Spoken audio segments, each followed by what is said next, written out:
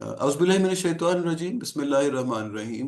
मौजूद ख़ातिन हज़रात, आज हम आपके साथ दोबारा आपके साथ शामिल हैं एक तरह की पॉडकास्ट गुफ्तगू के ज़रिए। हम आज जिस मौजू पे बात करेंगे वो बहुत दिलचस्प है। वो है पाकिस्तान की इकॉनमी और पाकिस्तान की जो माशी सूरत हाल है, जिसे स्टेट ऑफ इकोनॉमी कहते हैं वो। और दूसरा इसके साथ ये कि क्या इस वक्त दुनिया के दूसरे ममालिक में से, ख़ासतौर पे मुसलमान ममालिक में से जैसे सऊदी अरेबिया है, उस मुल्क से हम क्या सीख सकते हैं। सऊदी अरेबिया भी अपनी इकोनॉमी की ट्रांजिशन की है। सऊदी अरेबिया ने अपने मुआशी ढांचे को तब्दील करना शुरू किया है। एक वो वक्त था कि सऊदी अरेबिया जो है वो सिर्फ ऑयल से आने वाली आमदनी पर इन्हिसार करता था, लेकिन उन्होंने बड़ा स्मार्टली इन चीज़ों को तब्दील किया है। तो क्या पाकिस्तान सऊदी अरेबिया से कुछ सीख सकता है? तो हम आज वेलकम करते हैं डॉक्टर अक़दस अफजल साहब को। Is a seasoned economist, Pakistan के बहुत अच्छे जो समझदार with people with heart at its right place जो इकोनॉमिस्ट है, उनमें इनका शुमार होता है। तो डॉक्टर साहब, we welcome you in the show and please आप स्टार्ट कीजिए कि आप कैसे देखते हैं पाकिस्तान की इकोनॉमी को। ख़ास तौर पे आपने अपने आर्टिकल्स में, अपने काम में एक तज़किरा किया है अनस्टेबल स्टेबिलिटी का। तो इस हवाले से Hmm. ज़रा एक हमें ओवरव्यू दीजिए और अपने कमेंट्स से हमें आगाह कीजिए। Mike is yours. Thank you very much, Zubair sir. I'm very pleased to be here, and it's always a pleasure and a privilege to speak to you. और आपने मैं बहुत थैंकफुल हूँ आपने मुझे बुलाया पॉडकास्ट पे बात करने के लिए. तो I think we will dive right into the question for the audience. आपने देखिए मैं I am a very close observer of Pakistan economic scene for many years now. और अभी हाल ही में मैंने सीरीज ऑफ आर्टिकल्स लिखे हैं अरब न्यूज़ पाकिस्तान के लिए, जिसमें मैंने थोड़ा सा इवेल्युएट किया है, असेसमेंट की है पाकिस्तान की इकोनॉमी की, उसकी strengths and weaknesses, and then I have presented a blueprint जो कि मेरा ब्लूप्रिंट नहीं है, लेकिन मैंने उसको सऊदी विजन 2030 से लेकर के पाकिस्तान के लिए थोड़ा सा उसको अडेप्ट किया है, तो फॉर पाकिस्तान के हम उसमें से क्या चीज़ें ले सकते हैं. तो I think I will begin with my assessment of the Pakistani economy. अभी हम कहाँ खड़े हुए हैं. आई थिंक आपको भी और मुझे भी और आपकी ऑडियंस के लोगों को भी वो वक्त याद होगा about 3 years ago जब पाकिस्तान के was अब मैं क्या कहूँगा in the grip of a very severe political crisis. और वो जो political crisis था वो फिर इवॉल्व होके एक इकोनॉमिक क्राइसिस बनना शुरू हो गया. अब सवाल ये पैदा होता है कि वो जो पॉलिटिकल क्राइसिस था वो इकोनॉमिक क्राइसिस क्यों बनना शुरू हो गया. और यहाँ मैं ऑफ कोर्स बात कर रहा हूँ कि जब लोगों ने ये बात करनी शुरू कर दी कि पाकिस्तान आज नहीं तो कल, कल नहीं तो परसों डिफॉल्ट करने वाला है, और I was with in the minority जो कह रहे थे कि ऐसा नहीं होगा, और अल्हम्दुलिल्लाह ऐसा नहीं हुआ. लेकिन लेट्स टॉक अबाउट कि वो वेरी ब्रीफली कि ऐसे क्यों होता है. देखिए जब भी पॉलिटिकल क्राइसिस, और यहाँ पे ये बात करने का मकसद ये है टू टेल योर ऑडियंस कि जो पॉलिटिकल स्टेबिलिटी है किसी भी एनवायरनमेंट की या किसी भी कंट्री की, वो कितनी इम्पोर्टेंट और वो कितना एक कलीदी किरदार अदा करती है for economic stability and future economic growth and job creation, क्योंकि ये सारी चीजें लिंक्ड हैं आपस में. तो आप एक इकोनॉमी को उसके पॉलिटिकल एनवायरनमेंट से निकाल नहीं सकते. I mean the economy is actually set with in the political events, तो मैं नहीं कहूंगा, but the political institutions of a country. मतलब ये बड़ा एक अहम चीज है समझने वाली. तो जब भी किसी कंट्री में पॉलिटिकल क्राइसिस आता है, हमने श्रीलंका में भी देखा था, उन दिनों में आया, और फिर सब्सिक्वेंटली बहुत सी कंट्रीज में आया, लेकिन श्रीलंका प्राइमरीली.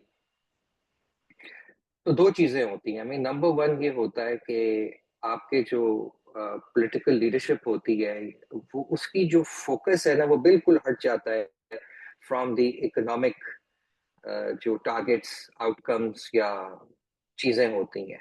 आपने देखा जो प्रीवियस पॉलिटिकल पार्टी की गवर्नमेंट थी, वो उन्होंने मिड स्ट्रीम में अपने फाइनेंस मिनिस्टर को चेंज किया, वो एक नए फाइनेंस मिनिस्टर को लेकर आए. आई थिंक उनका नाम मैं भूल, शौकत तरीन साहब मेरा ख्याल है उनका नाम था, शौकत जिन्होंने तरीन जी। आके यक्सर, जी यक्सर उन्होंने जो आप कह लें जो इकोनॉमिक पॉलिसी, फाइनेंस पॉलिसी तो ये नहीं होती, ये तो बेसिकली तरह की इकोनॉमी मैनेजमेंट पॉलिसीज होती हैं, बट उसको तब्दील कर दिया और उन्होंने एकदम से एक्सपेंडिचर हम्म। करना शुरू कर दिया because that government was under a lot of pressure. और मेरा ख्याल है वहां से थोड़ी सी इंस्टेबिलिटी क्रिएट हुई। बट देन यूक्रेन रशिया वो क्राइसिस था जिसकी वजह से इंटरनेशनल ऑयल प्राइस बिल्कुल ऊपर चली गई। और जब भी इंटरनेशनल ऑयल प्राइस ऊपर जाती है तो पाकिस्तान के अंदर बिल्कुल चीजें हमारी इकोनॉमी में डगमगाने लग जाती हैं because we import a huge component of our fuel. और जब वो फ्यूल महंगा होता है तो वो आपको पेट्रोल पंप पे भी नजर आता है और उसका फिर इन्फ्लेशनरी पास थ्रू होता है। तो एक तो उनका फोकस वहां से हट जाता है। और सेकंड चीज ये होती है कि जब भी पॉलिटिकल क्राइसिस आता है तो वो अहम डिसीजंस, वो कड़वे घूंट जो एक फाइनेंस मिनिस्टर को लेने हैं अपनी इकोनॉमी को एक सस्टेनेबल ट्रिजेक्टरी पे, एक सस्टेनेबल पाथ पे डालने के लिए, वो उनको लेने से कतराते हैं बिकॉज उनकी फिर पॉलिटिकल कॉस्ट्स होती हैं। और इन अ पॉलिटिकली अनस्टेबल एनवायरनमेंट वो स्टेप्स लेने के लिए तैयार नहीं होते। तो खैर मैं वहां से मैं बात को इसलिए शुरू किया कि वो वक्त भी हमने देखा 3 साल पहले कि जब हमारी इकोनॉमी जो थी वो बहुत ही it was very near to a default. खैर उसके ऊपर हम कोई और प्रोग्राम कर डॉक्टर सकते साहब हैं कि एक थोड़ा सा मैं आपको जरा एक पूछना चाह रहा था, ताकि हमारे कुछ कॉन्सेप्ट्स जरा सुनने वालों के साथ भी हम शेयर करें और उनकी अगर उनको ज़रूरत है इसको समझने की तो समझ पाएं कि जब हम ये कहते हैं कि इकोनॉमी ख़राब हो रही है तो उसके को तीन चार बड़े इंडिकेटर्स क्या होते हैं कि उसमें इन्फ्लेशन है, अफरात ज़र है, जी या जी जी जी। कैसे आप कहते हैं कि ये इकोनॉमी अब ख़राब हो रही है या हो गई है? लेकिन पाकिस्तान के कॉन्टेक्स्ट में ना सबसे इम्पोर्टेंट चीज जो देखने वाली होती है मेरे नजर में वो होता है हमारा एक्सटर्नल अकाउंट या हमारा जो बैलेंस ऑफ पेमेंट्स है। क्योंकि जब भी हमारा करंट अकाउंट डेफिसिट में जाता है, मैसिव डेफिसिट के अंदर जाता है, तो उसका सबसे बड़ी कैजुअलिटी जो होती है ना सबसे पहले वो होता है हमारा एक्सचेंज रेट। यानी कि हमारा रुपया गिरता है अगेंस्ट डॉलर उसको एडजस्ट हम्म। करने के लिए। हम्म। और जब वो गिरता है तो सबसे पहली चीज जो बढ़ती है वो यहाँ तेल की कीमत बढ़ती है, पेट्रोल डीजल की कीमत बढ़ती है। और उसका बहुत बड़ा इम्पैक्ट आता है आपकी इन्फ्लेशन अफराते ज़र के ऊपर। और वो आम हम्म। आदमियों को बहुत बुरी तरह से इम्पैक्ट करता है, या आपकी क्वालिटी ऑफ लाइफ को बहुत बुरी तरह से इम्पैक्ट करता है। तो आई थिंक दो चीजें जो हमें स्टेबलाइज करने की जरूरत है फौरी तौर पे, वो एक हमारा बैलेंस ऑफ पेमेंट्स और हमारा एक्सचेंज रेट, जो कि हमारी जो प्रेजेंट एडमिनिस्ट्रेशन है आपने देखा होगा कि उन्होंने बहुत ही इन अ वेरी क्या कहना चाहिए साउंड पॉलिसीज इन्होंने अपनाते हुए however they have done it उन्होंने उसको मेंटेन किया हुआ है। एक्सचेंज रेट भी अपनी जगह खड़ा हुआ है और करंट अकाउंट सरप्लस में है इस वक्त पाकिस्तान की इकोनॉमी। तो ये दो हम्म। चीजें बड़ी अहम होती हैं। खैर मैं जुबैर साहब मैं यहाँ से आगे चलूंगा because I want to get to जी जी, दैट पॉइंट। दैट तो इज टेकन केयर तीन ऑफ। साल पहले 3 साल पहले हालात बड़े खराब खराब थे। और अब जो हमने देखा कि हमारी जो कि जो present government administration of prime minister Shahbaz Sharif, उन्होंने फरमाया कि economy is finally out of the woods. अब उसका क्या मतलब? उसका मतलब ये है कि जी बहुत अरसे के बाद हमारा जो करंट अकाउंट है वो सरप्लस में है। We have generated a primary surplus, यानी कि सूद कर्जे के सूद की अदायगी से पहले we actually had a surplus. यानी कि अगर आप फाइनेंस की जबान में इसको समझना चाहें ना तो आपका एक ऑपरेटिंग इनकम पॉजिटिव थी। ऑपरेटिंग इनकम यानी कि profit, there was a profit from your operations. तो दिस मींस कि you are a going concern. और over a period of time अगर प्राइमरी सरप्लस एक कंट्री जनरेट करती रहे, ये फिजिकल साइड की बात कर रहा हूँ, प्राइमरी फिजिकल सरप्लस जनरेट करती रहे, तो फिर डेट को कम करने में मदद मिलती है। और आपके जो बाहर बैठे हुए हैं लोग, इन्वेस्टर्स, उनको नजर आता है कि यार ये अपने खर्चे तो सारे पूरे कर रहे हैं, इनका प्रॉब्लम बेसिकली लेगेसी लोन्स है, तो जिसकी वजह से ये इनका डेफिसिट आता है एंड में। खैर, तो हमने अपनी फिजिकल साइड में भी बहुत बेहतरी की है। कोई तकरीबन I think point sorry not point 2.5% of GDP हमने इम्प्रूवमेंट की है फिजिकल साइड के ऊपर। ये बहुत मैसिव इम्प्रूवमेंट है। फिर उसके बाद आपकी इन्फ्लेशन जो है वो 3 साल पहले वो रिकॉर्ड अबाउट 40% टच कर रही थी, अभी आप देखें इट्स अराउंड 5%। दैट और वाज उस हॉरिबल, या। इन्फ्लेशन को, इट वाज हॉरेबल, और उस इन्फ्लेशन को पकड़ने के लिए आपका पॉलिसी रेट 21% के ऊपर चढ़ा हुआ था, जो कि बिल्कुल जिसने आपकी इकोनॉमी पे ब्रेक्स लगा दी थी। तो अब वो आके मेरे ख्याल में 10.5% के ऊपर है आपका पॉलिसी रेट, जो वहां पे आ गया है। उससे स्पेस क्रिएट होती है, कर्जे मिलते हैं, कारोबार चलता है।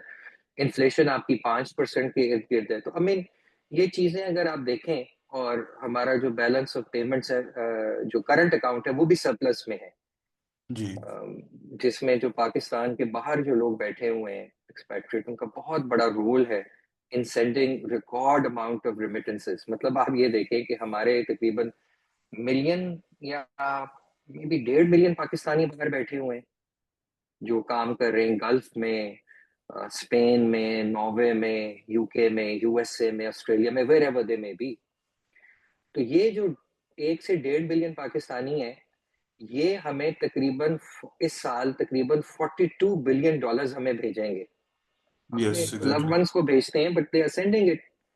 और और यहाँ पे जो 250, यानी यहाँ पे जो 250 मिलियन पाकिस्तानी बैठे हुए हैं, उनकी एक तरह से जो आमदनी है वो उससे कहीं कम है। हमारी एक्सपोर्ट्स तो मेरे ख्याल में 35 बिलियन इस दफा शायद टच करेंगी रफली। तो मतलब जो बाहर बैठे हुए हैं उनकी आमदनी उससे बहुत ज्यादा है थोड़े से लोगों की। खैर, आई मीन ये एक ऐसी आपके This is ऑडियंस के लिए actually मैं very इंटरेस्टिंग। interesting that या this is very interesting that how we are managing our balance of payments. Yeah, we ended up managing our balance of payments.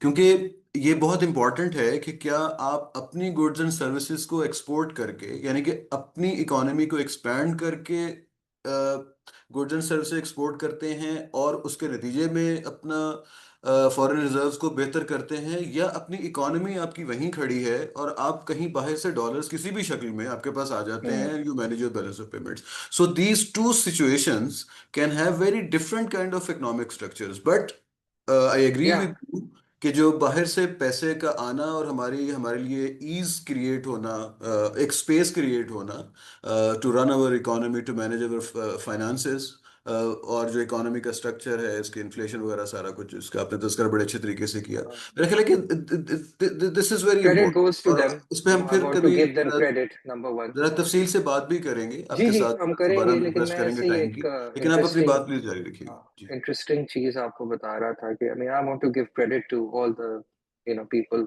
Sending money जी। पाकिस्तान में, जो कि basically हमारी life line है। मतलब ये अगर हमारी रेमिटेंसेस ना आती हों पाकिस्तान में, जो रिकॉर्ड अमाउंट्स में आ रही हैं, तो बड़े मसाइल का पाकिस्तान को सामना हो। तो वेरी थैंकफुल फॉर दैट। जी। और फिर वो एक और बहस हो जाती है कि एक्सपोर्ट्स हम कैसे बढ़ा सकते हैं, but I just want to continue the story कि वो जी। ये सारी चीजें आप जो है बहुत इनके जो माशी अशारिये हैं, यानी कि जो मैक्रो इकोनॉमिक इंडिकेटर्स हैं, they are all much better compare to 3 years ago। You know, आपका एक्सटर्नल पोजीशन भी अच्छी है। एक्सटर्नल पोजीशन का मतलब होता है करंट अकाउंट आपका सरप्लस चल रहा है, आपकी इन्फ्लेशन जो है बहुत नीचे आ गई है। On the fiscal side you have done very well, चीजें कंट्रोल के अंदर आ गई हैं। तो ये तमाम मैक्रो इकोनॉमिक आपके जो, और योर रिजर्व्स, वो जो 3 बिलियन से कम रह गए थे और खतरे की घंटियां बजना शुरू हो गई थी 3 years ago, अब वो 16 बिलियन पे हैं। और अभी गवर्नर साहब, स्टेट बैंक जमील साहब ने फरमाया है कि बाय जून ये 18 बिलियन पे चले जाएंगे, which would be a record। I think इतने पाकिस्तान के कभी जो रिजर्व्स हैं वो नहीं हुए, क्योंकि मुझे याद है कि एक 17 बिलियन समथिंग हुए थे कोविड में, जब वहां से कुछ एक्स्ट्रा मनी आया था आईएमएफ से। जी। एसडीआर उन्होंने हमें दिए थे, लेकिन सो आई मीन बैलेंस ओवरऑल। तो इस ये जो सो कॉल्ड स्टेबिलिटी है, इस स्टेबिलिटी को मैंने एक नाम दिया है, मैं इसको कहता हूँ अनस्टेबल स्टेबिलिटी। अब ट्रू। सुनने वाले कहेंगे भाई ये तो एक कॉन्ट्रडिक्शन इन टर्म्स है, mean how can a stability be unstable. तो भाई वो इसलिए अनस्टेबल स्टेबिलिटी है कि अगर आप दुनिया में कोई भी क्राइसिस आता है कहीं पे भी, if there is a oil price shock, जिसके आने के बहुत कम चांसेस हैं बाय द वे इस वक्त, लेकिन they can be a problem, geopolitical issue in the Middle East, जिसकी वजह से ऑयल की प्राइस स्पाइक कर जाए, या कोई और पेंडेमिक आ जाता है। अभी एक जैसे कोविड के जमाने में आ गया, या कोई और इशू हो जाए, एक और जंग शुरू हो जाती है किसी इंपॉर्टेंट ट्रेड राउट के ऊपर, चाइना ताइवान की कोई हॉस्टिलिटीज शुरू हो जाती हैं, ग्रीनलैंड में ट्रम्प साहब घुस जाते हैं। तो ये जो स्टेबिलिटी है ना, ये बड़ी जल्दी एवेपोरेट कर जाएगी. This is why I am calling it an unstable stability. Unstable it's a very state. Fleeting, a very temporary stability, unstable stability. मैं इसको क्यों क्यों अनस्टेबल है, क्योंकि हमारे पास we don't have very large buffers. हमारा जो फॉरेन एक्सचेंज रिजर्व्स हैं वो 16-18 बिलियंस के हैं, लेकिन ये कुछ भी नहीं है. ये पाकिस्तान जैसी कंट्री के 30-50 बिलियन तो कोई बात ही नहीं है होना. मतलब हमारे अगर $50 बिलियन के रिजर्व्स हों, तो इस इकोनॉमिक साइज पे तो हम कह सकते हैं कि हमारे पास थोड़ी सी स्टेबिलिटी होगी. हम अपनी करेंसी को भी, एक्सचेंज रेट को भी प्रोटेक्ट कर सकेंगे, so on and so forth. तो this is why this is a very unstable stability, क्योंकि हमारे बफर्स या हमारे जो स्ट्रेटेजिक रिजर्व्स हैं चीज़ों के, वो बहुत छोटे हैं.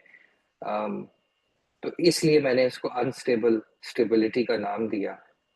Very But interesting. this is a stable situation. This is a much improved situation compared to 3 years ago.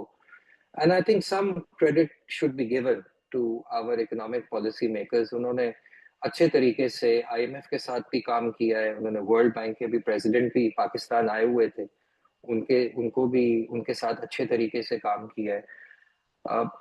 But ये बस स्टेबिलिटी ही है.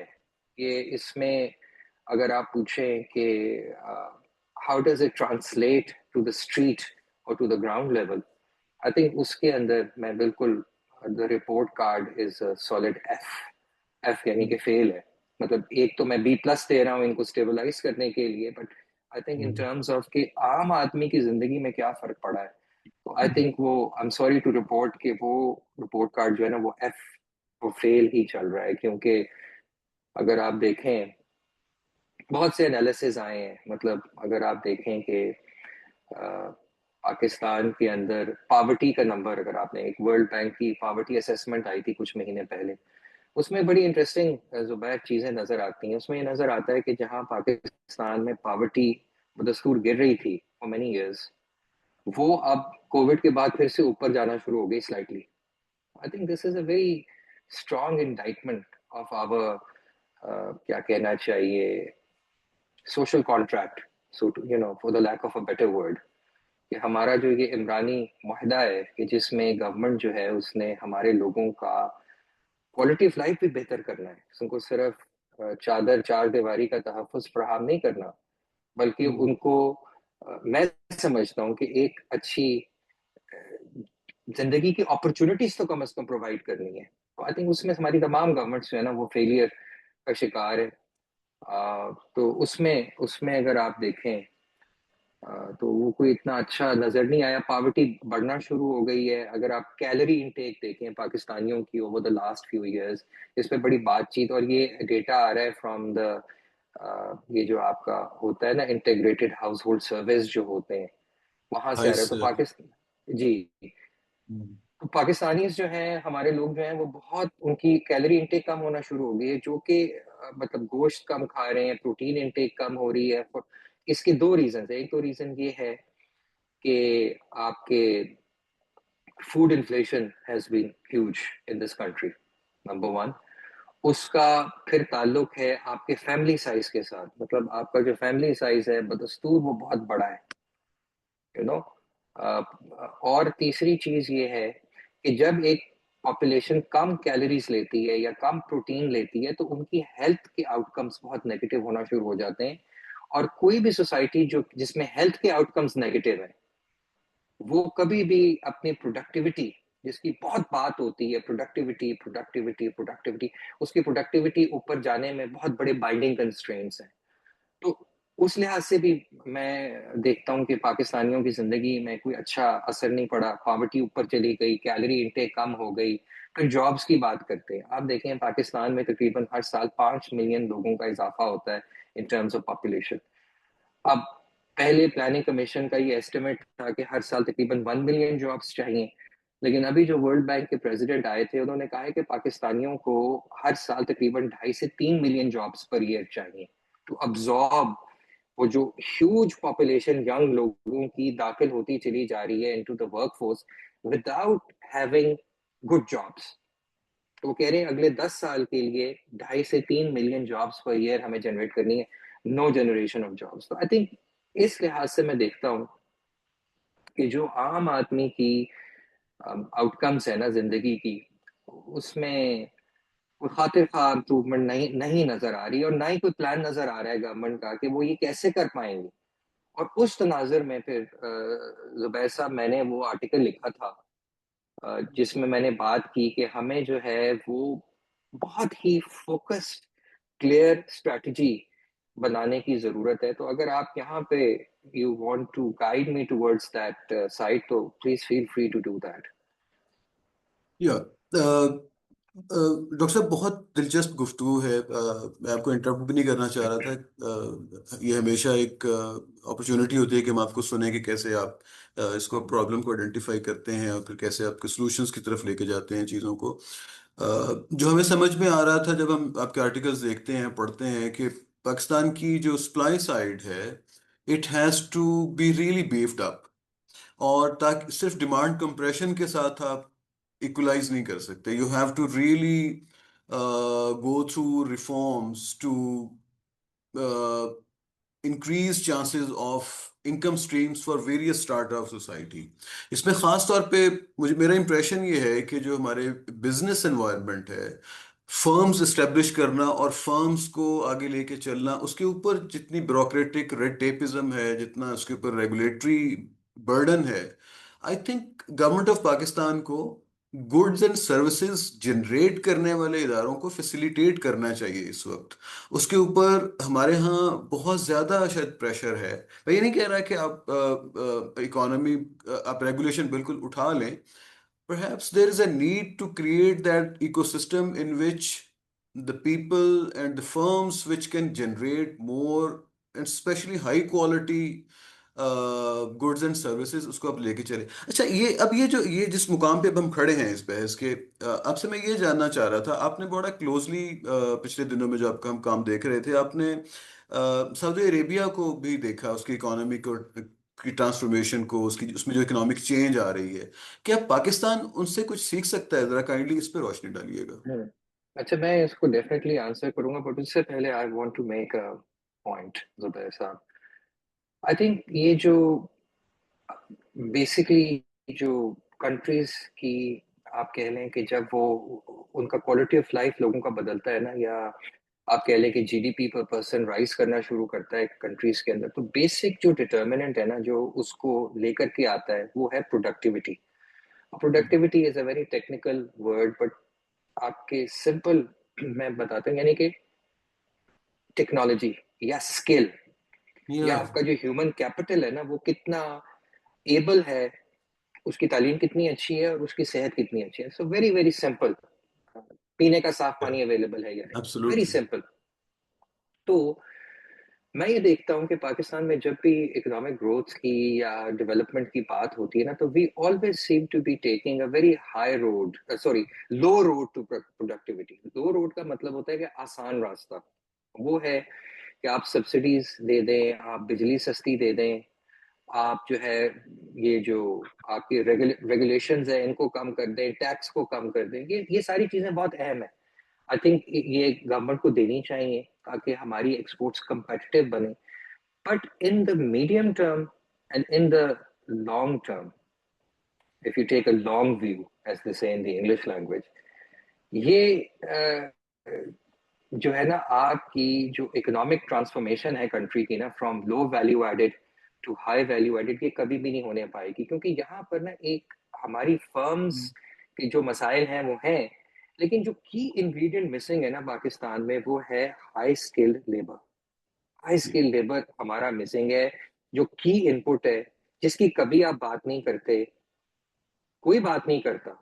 और उसका रीजन ये है कि यहाँ पर जो तालीम का निज़ाम है ना वो बिल्कुल नाकिस है, उसकी ओरिएंटेशन ही गलत है। मतलब हम यहाँ पर लोगों को तैयार करते हैं, उनको इंग्लिश लिटरेचर पढ़ाते हैं, ये इंग्लिश लिटरेचर पढ़ रहे हैं, ज्योग्राफिया पढ़ रहे हैं, जो भी पढ़ना चाहते हैं पढ़ें, लेकिन we are basically churning out students जो हमारे डोमेस्टिक निज़ाम में पढ़ते हैं, you know, matric, FSc, BA, MA, MPhil.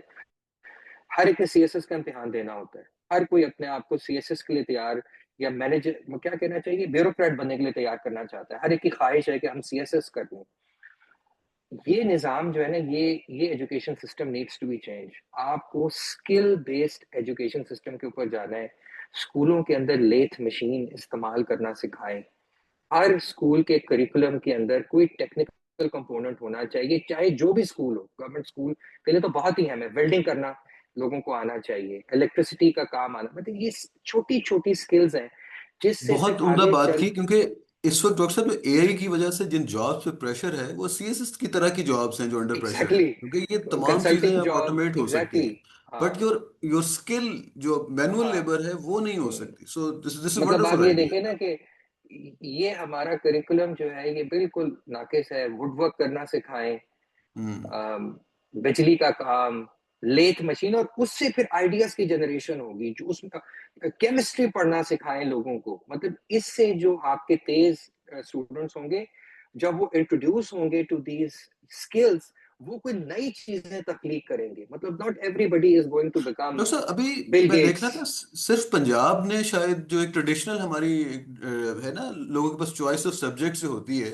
तो वो साइंस, और आपको याद होगा साइंस और आर्ट्स शायद अभी भी आर्ट्स, हाँ ऐसे ही जी। है। अभी ये पंजाब ने उसके अंदर टेक्नोलॉजी तीसरा कंपोनेंट ऐड किया है। I think this this has to be real technology, transformation, हाँ।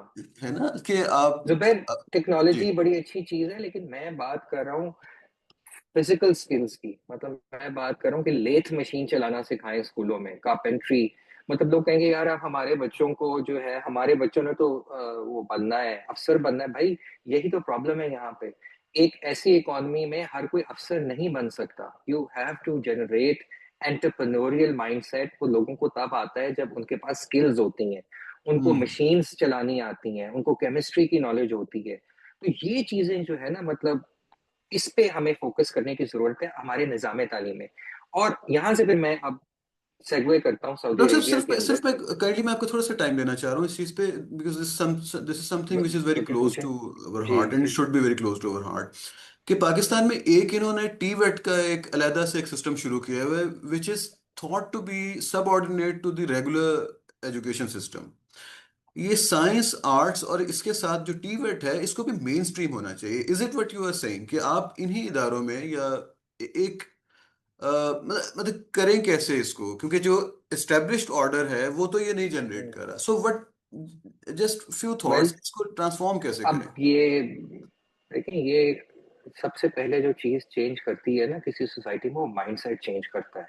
हम्म। और वो माइंडसेट्स का मतलब होता है नई प्रेफरेंसेस जन्म लेती हैं। और फिर जो लोग हैं ना, वो डिमांड्स क्रिएट करते हैं ऑन द सिस्टम। अभी जो पंजाब में सारे चेंजेस आ रहे हैं, गवर्नमेंट स्कूल्स तब्दील हो रहे हैं, ये डिमांड की वजह से हो रहा है। ये पेरेंट्स की डिमांड है कि हमारे बच्चों को इंग्लिश अच्छी सिखाएं स्कूलों में। तो मैं ये बात कर रहा हूँ कि हमारे जो पेरेंट्स हैं, दे नीड टू अंडरस्टैंड कि हमारे बच्चों को सिर्फ अंग्रेजी नहीं सीखनी, वो सिखाएं, वो बड़ी अच्छी चीज है। It's a global universal language of power and domination. लेकिन स्किल्स भी साथ उनको सिखाएं, वेल्डिंग करना सिखाएं उनको, लेथ मशीन चलाना सिखाएं। वहां से फिर इंजीनियर्स, एंटरप्रेन्योर्स, इनोवेटर्स निकलेंगे उस उन स्किल्स की वजह से। सिर्फ आई एआई गॉट के इट। ऊपर ना आप तकिया करके बैठ जाएं। तो एक ये बताओ तो, मैं जुबैर यहाँ से ना, मैं आपको एग्जांपल देता हूँ। पहले एक सऊदी अरेबिया का एग्जांपल, और फिर then I will get into the nitty gritty of what they have done. अभी आप सऊदी अरेबिया में देखें, मैं देखता हूँ यहाँ पे ना एक पैकिंग ऑर्डर है सऊदी अरेबिया में, कि सबसे नीचे जो खाकरोबी का काम है वो हमारे बांग्लादेशी भाई हैं, वो करते हैं। फिर उसके ऊपर जो फिजिकल लेबर, मतलब फिजिकल लेबर उससे ऊपर तो मैं नहीं रखूंगा भाई, साथ साथ ही होता है कुछ। फिजिकल लेबर यानी कि ये मजदूर का काम जो है, ये हमारे जो खैबर पख्तूनख्वा के जो भाई हैं वो करते हैं। उनसे स्लाइटली बेटर एजुकेशन होती है हमारे पंजाब से आने वाले लोगों की।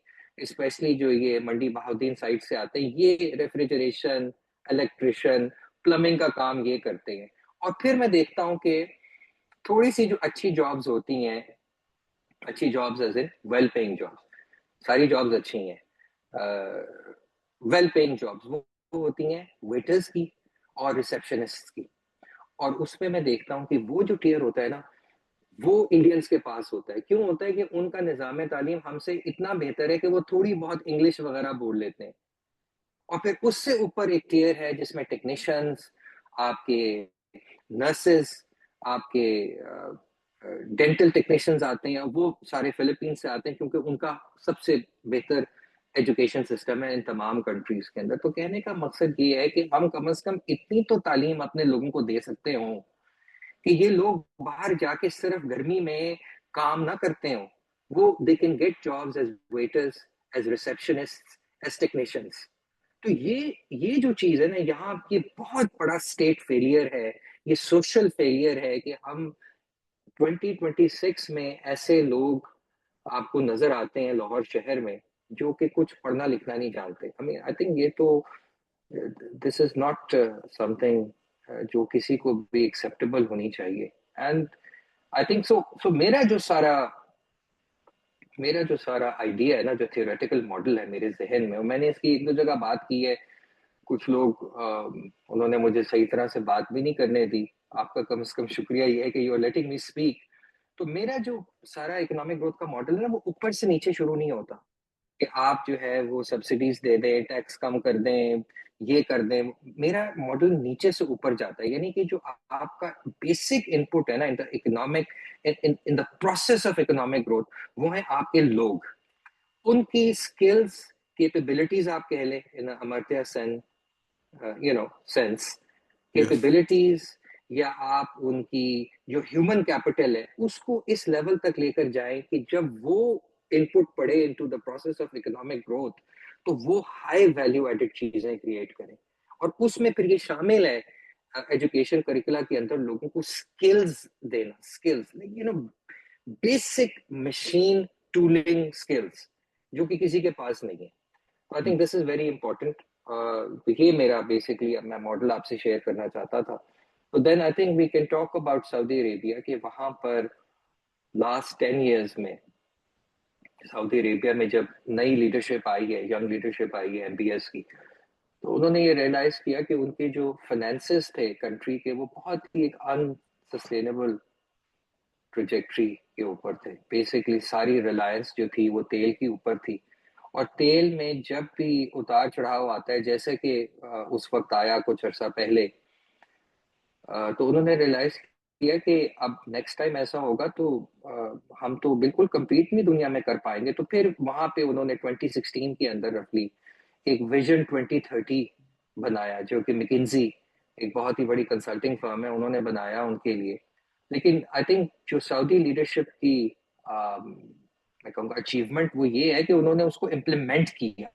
देखिए प्लान्स तो बहुत बनते हैं, बट इम्प्लीमेंटेशन करना और staying true to that idea is very very important. और वो मैं देखता हूँ कि डिफरेंट कमेटीज बनी हुई हैं, उसमें विजन रियलाइजेशन प्रोग्राम्स हैं, और बहुत ही क्या कहना चाहिए, क्वांटिफाइबल माइलस्टोन्स हैं, की परफॉर्मेंस इंडिकेटर्स हैं, जिनको देखते देखते वो आहिस्ता आहिस्ता आहिस्ता आहिस्ता आहिस्ता अपनी इकोनॉमी को कहाँ से कहाँ ले गए हैं। मीनिंग टू से कि अब more than half of the government revenue जो है ना नॉन ऑयल रिसोर्सेज से आता है। मतलब ये एक अचंभे की ओह, बात है। इंटरेस्टिंग। और इसका मतलब ये है कि अब उन्होंने अपनी इकोनॉमी को, जो फ्लक्चुएशंस आती हैं ऑयल प्राइसेस में दुनिया में, उससे थोड़ा सा प्रोटेक्ट कर लिया है। और उस जो उन्होंने रेवेन्यू क्रिएट किया है, उन्होंने बहुत ज्यादा कैसे क्रिएट किया, वैट लगाया 15%, जो कि जिसने बहुत सी इन्फ्लेशन भी क्रिएट की है। लेकिन उस सारे पैसे को डाइवर्ट कर रहे हैं टुवर्ड्स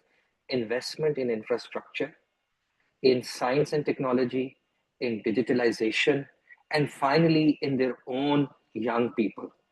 तो ये चीजें जो है ना, ये बहुत ही अहम है, जिसको हमें देखना चाहिए। और मैंने इसीलिए इसके ऊपर वो कॉलम लिखा था जिसमें वो मैंने 3 चीजें बताई थी कि अब पाकिस्तान को क्या करना है।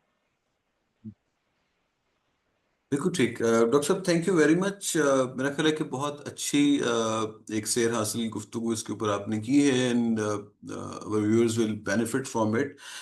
मैं सिर्फ इसको समराइज करना चाह रहा था कि टुवर्ड्स द एंड हम आपसे रिक्वेस्ट करेंगे कि आप हमें थोड़ा सा मज़ीद भी वक्त दीजिएगा कुछ देर के बाद, और हम जो इस वक्त दुनिया में ट्रेड डील्स हैं उसके ऊपर भी कुछ बात कर सकें।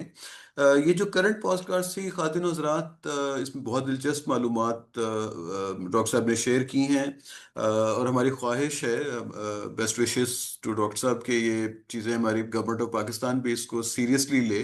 और ख़ास तौर पे डॉक्टर साहब ने जब ये बात की कि प्लान्स तो बहुत बनते हैं लेकिन उसकी इम्प्लीमेंटेशन और उसको मॉनिटर करना, उसके रिजल्ट्स को देखना, that is perhaps more important than anything else. तो हमें we have to stand guard on not only on the development of right kind of policies but also to see that these are implemented। तो doctor साहब ने अपनी talk में एक concept जो है वो एक्सप्लेन किया उसको, अनस्टेबल स्टेबिलिटी का, कि आप स्टेबल नजर तो आते हैं लेकिन इट इज पॉसिबल कि कोई एक्सटर्नल शॉक या इंटरनल शॉक ऐसा आए कि आप उसको सस्टेन, इंटरनल तो डॉक्टर साहब ने बात नहीं की, एक्सटर्नल शॉक कोई इस तरह का आए कि आपको अनस्टेबल कर दे, उसके लिए आपको बफर्स बनाने हैं। डॉक्टर साहब ने एक बहुत इंटरेस्टिंग कॉन्सेप्ट की तरफ लेके गए which is embedded in deep knowledge of economics and development economics का, वो है प्रोडक्टिविटी ग्रोथ का। कि आप अपने मुल्क के अंदर इन्वेस्ट कीजिए बेसिक स्किल्स के ऊपर, इन्वेस्ट कीजिए साइंस एंड टेक्नोलॉजी के ऊपर, ताकि आपका ह्यूमन कैपिटल इस काबिल हो कि वो एब्जॉर्ब हो सके इकोनॉमी में और इकोनॉमी को एक्सपैंड करे। लास्ट बट नॉट लीस्ट, सबसे इंपॉर्टेंट डॉक्टर साहब ने जो बात की है वो सऊदी अरेबिया में आने वाली चेंजेस हैं। I think this is where Pakistan can learn a great deal, how to diversify income streams और sources of revenue. Saudi Arabia ने 50% से ज़्यादा अब वो नॉन ऑयल से कलेक्ट कर रहे हैं, रेवेन्यूज लेके आ रहे हैं। This is a wonderful story. I think कि डॉक्टर साहब का पाकिस्तान वॉचर होना, पाकिस्तान को देखना और फिर दूसरे मुल्कों के साथ को भी क्लोजली ऑब्जर्व करना, खासतौर पे Saudi Arabia, it will be beneficial for the government of Pakistan. और हमारे जो पॉलिसी मेकर्स हैं they will make use of doctor साहब इंसाइट, डॉक्टर साहब रिसर्च, डॉक्टर साहब आइडिया ऑफ ग्रोथ, और इस पे हम मजीद भी बात करते रहेंगे। डॉक्टर साहब बहुत शुक्रिया, थैंक यू वेरी मच।